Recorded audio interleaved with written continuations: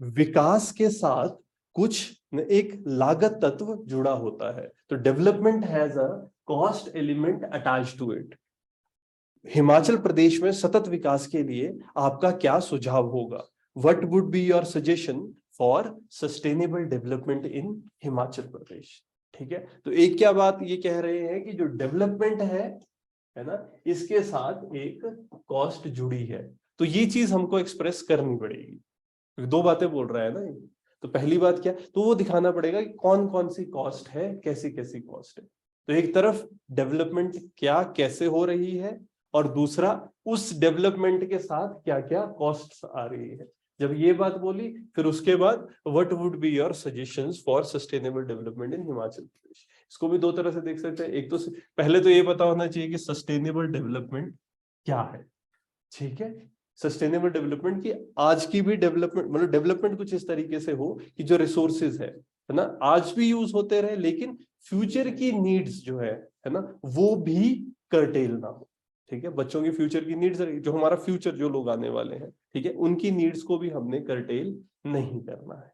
ठीक है, इस चीज को तो सस्टेनेबल डेवलपमेंट है, इसके लिए हमने सजेशन देंगे। देखो, तो एक तो इन जनरल आप सजेशन दे सकते हो, दूसरा ऐसा भी हो सकता है कि जो आपने डेवलपमेंट की कॉस्ट बताई, ठीक है, उसी की सजेशन की फॉर्म में भी आप सोल्यूशन दे सकते हो।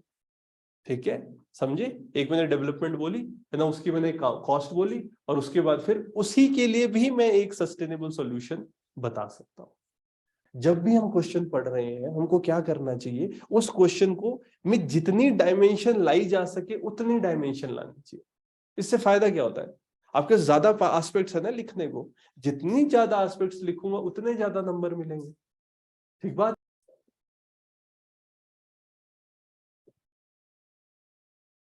देखो, सोचते हुए हमने क्या किया, एक तरीका सोचने का, एक तो वो मेन मेन शब्द क्या, एक डेवलपमेंट हमारा शब्द, दूसरा इसकी कॉस्ट क्या है, और तीसरा उसको सस्टेनेबली डेवलप कैसे करें। या तो कोई टॉपिक पकड़ लो जो पहले से, जैसे ना इंफ्रास्ट्रक्चर की हम बात कर रहे हैं, ठीक है, इंफ्रास्ट्रक्चर में रोड डेवलप हो रहे हैं, कॉस्ट क्या है, रोड बनने की वजह से लैंडस्लाइड आ रहे हैं। सस्टेनेबल डेवलपमेंट कैसे हो सकती है ना, कि अब यहाँ पर इंफ्रास्ट्रक्चर जब कर जीआईएस का यूज किया जाए, ताकि मिनिमम कटिंग रोड की हो सके, मिनिमम डिफॉरेस्टेशन। ठीक है, हम बात करें स्लोप की चेकिंग, जब रोड बन रहे हैं, रोड्स बनने की वजह से लैंडस्लाइड्स क्यों आ रहे हैं, सस्टेनेबली एक तो प्लान करके, टेक्नोलॉजी यूज करके नहीं बना रहे हैं। ठीक है, प्रॉपर रिटेनिंग वॉल्स दी जाए। हम बात करें हाइड्रो पावर प्रोजेक्ट्स है, इंफ्रास्ट्रक्चर में हाइड्रो बना, ठीक है, इसकी वजह से हम क्या देख रहे हैं, से एक कॉस्ट, माइग्रेशन भी इसकी एक कॉस्ट है। तो कैसे सस्टेनेबल किया जाए, छोटे प्रोजेक्ट्स जैसे ना 2.5 मेगावाट के जो प्रोजेक्ट्स है ना, ये हिमाचलियों को ही मिलेंगे। 5 मेगावाट है, ठीक है, प्रेफरेंस हिमाचलियों को मिलती है। Run of the river projects की जो हम बात कर रहे होते हैं, रोपवे डेवलपमेंट है, इंफ्रास्ट्रक्चर बना रहे हैं, ठीक है, इसमें डिफॉरेस्टेशन हो रही है। डिफॉरेस्टेशन कुछ जगहों पर होगी ही, तो उसके लिए क्या, कैंपा, कॉम्पनसेटरी एफॉरेस्टेशन, है ना, या डिफॉरेस्टेशन को रोकना है, या एक बूटा बेटी के नाम एफॉरेस्टेशन के लिए कोई स्कीम्स चल रही हो ना, उनको प्रमोट कर सकते हैं, जिससे सस्टेनेबिलिटी आएगी।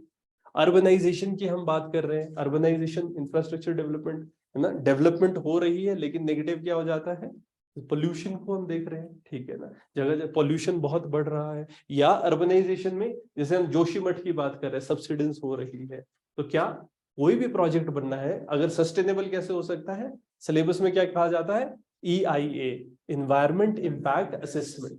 कुछ भी हमने स्टार्ट करना है, इन्वायरमेंट पे जो इम्पैक्ट है उसको स्टडी करो, फिर देखो, है ना। फिर इंडस्ट्रीज की हम बात कर रहे हैं, इंडस्ट्रीज डेवलप हो रही है, सीमेंट इंडस्ट्री, कॉस्ट क्या है यहाँ पर, PM2.5, PM10। ठीक है ना, पोल्यूशन क्रिएट हो रहा है इसकी वजह से, इन्वायरमेंट, एयर क्वालिटी इंडेक्स में हम नीचे जा रहे हैं। ठीक है, क्या कर सकते हैं, टेक्नोलॉजी का यूज करके इसको, इसका मतलब जो ओवरऑल पोल्यूशन है उसको कम कर सकते हैं, या फिर ऑल्टरनेटिव्स ढूंढ सकते हैं।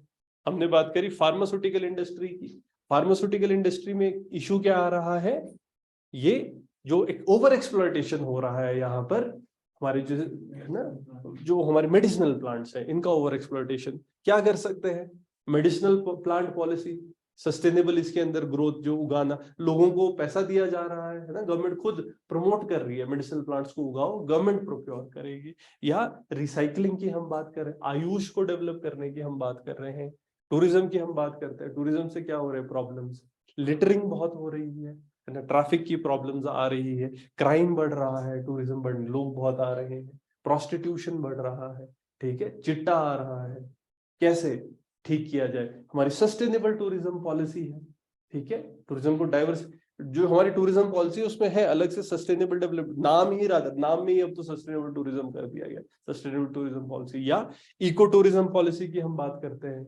नई राय नई मंजिल, है ना, नई जगह डेवलप कर रहे हैं, डीकंजेशन हो, लोग सिर्फ मेन जिस शिमला ही ना आए, आगे चांशल तक लोग जाएं, रोड डेवलप कर दिया, इंफ्रास्ट्रक्चर डेवलप कर दिया है, हमारे ये घरों में रखते हैं ना लोगों को, होम स्टेज डेवलप हो रहे हैं, ठीक है। फिर हम बात करें जैसे इन्वायरमेंटल एस्पेक्ट की, हम जब बात कर रहे होते हैं तो यहाँ पर एग्रीकल्चर हॉर्टिकल्चर है ना, इंसेक्टिसाइड पेस्टिसाइड यूज किया जा रहा है डेवलप करने के लिए इनको, है ना, नई वेराइटीज है, मोनोकल्चर हो रहा है, बट उसके नुकसान भी है, बायोडाइवर्सिटी हमारी इकोलॉजी कम हो रही है, या फर्टिलाइजर यूज कर रहे हैं, यूट्रोफिकेशन, सॉइल पॉल्यूशन, है ना, पानी हमारा खराब हो रहा है, लेक्स है, यूट्रोफिकेशन हो जाती है, इकोलॉजिकल सर्विसेज, है ना, जो नेचर प्रोवाइड कर रहा है उनका हम ध्यान नहीं रख रहे हैं। मतलब ये कॉन्सेप्ट्स भी आ रहे हैं कि इकोलॉजिकल कॉस्टिंग भी करनी चाहिए चीजों की। अब जैसे हवा या जो पेड़ है, पेड़ की हम कॉस्ट क्या देखते हैं कि बस जितना उसका, जितने में पेड़ बिकेगा, बट वो जो अपने लाइफ टाइम में कितना ऑक्सीजन प्रोड्यूस कर रहा है, कितना पॉल्यूशन एब्जॉर्ब कर रहा है, कितने साउंड वेव्स एब्जॉर्ब कर रहा है, शेड दे रहा है, फ्रूट्स दे रहा है, ये सब उसकी इकोलॉजिकल सर्विसेज के, तो वो कॉस्टिंग भी होनी चाहिए, ठीक है। एग्रीकल्चर की जब हम बात कर रहे हैं, हॉर्टिकल्चर की जब हम बात कर रहे हैं, तो कैसे उसको सस्टेनेबल बनाएं हम, परंपरागत कृषि विकास योजना, ऑर्गेनिक फार्मिंग की बात हो रही है, जीरो बजट नेचुरल फार्मिंग की बात हो रही है ना, यहाँ पर हम सॉइल टेस्टिंग कर सकते हैं, अगर लोग फर्टिलाइजर ज्यादा यूज करते हैं उससे लोग कम यूज करेंगे। फिर ये हमारा, है ना, ये नेक राम शर्मा जी है ना, इनको पद्मश्री मिला था, है ना, ऑर्गेनिक फार्मिंग इसको प्रमोट कर रहे हैं। इसके अलावा हमारे ये सुभाष पालेकर जी है, इन्होंने जीरो बजट नेचुरल फार्मिंग को प्रमोट किया है ना, इनका नाम हम लिख सकते हैं। तो सस्टेनेबिलिटी की तरफ फिर हम बात कर रहे हैं, जैसे इकोनॉमिक, यानी स्लम्स बढ़ रहे हैं, वेस्टेज बढ़ रही है, अब कहीं पर इकोनॉमिक डेवलपमेंट जहां होती है साथ में स्लम भी बढ़ता जाता है, इनइक्वालिटी भी बढ़ रही है। तो ये प्रधानमंत्री आवास योजना गांव में है, मनरेगा के अंडर हम हेल्प कर रहे हैं, ठीक है, डेवलपमेंट के लिए। तो एक जैसे मनरेगा कहीं ना कहीं ओवरऑल एरिया को डेवलप कर देती है ना, सस्टेनेबल, ये सस्टेनेबिलिटी उससे आ रही है। सोसाइटी डेवलपमेंट हो रही है ना, उसके साथ क्या इश्यूज हम फेस कर रहे हैं, कल्चर है, ट्रेडिशन है, ये डिग्रेड कर रहा है, कैसे फिर इसको सस्टेनेबल किया जाए, है ना, हमारे हम ये फेयर्स चला रहे हैं, सेल्फ हेल्प ग्रुप्स को इन्वॉल्व कर सकते हैं, हार्ट, है ना, हार्टी टर्म इसी से आया ना, हार्ट की जैसे उनको जगह मिलती है जहां पर वो सामान आके अपना बेचेंगे, ठीक है, गवर्नमेंट प्रोवाइड करती है। जैसे आप दिल्ली जाओगे, ठीक है ना, तो INA है, वहां पर हार्ट लगे होते हैं, ठीक है, दिल्ली हार्ट नाम से। फिर इनइक्वालिटी क्रिएट हो रही है, तो इनइक्वालिटी है किन किन एरियाज में, इंटरस्टेट डिस्पैरिटीज आ रही है, नीति आयोग का जो कोऑपरेटिव फेडरलिज्म का कॉन्सेप्ट है उसको यूज कर सकते हैं, इकोनॉमिक इश्यूज आ रहे हैं, टैक्सेशन से, GST से हम इसको सॉर्ट कर सकते हैं।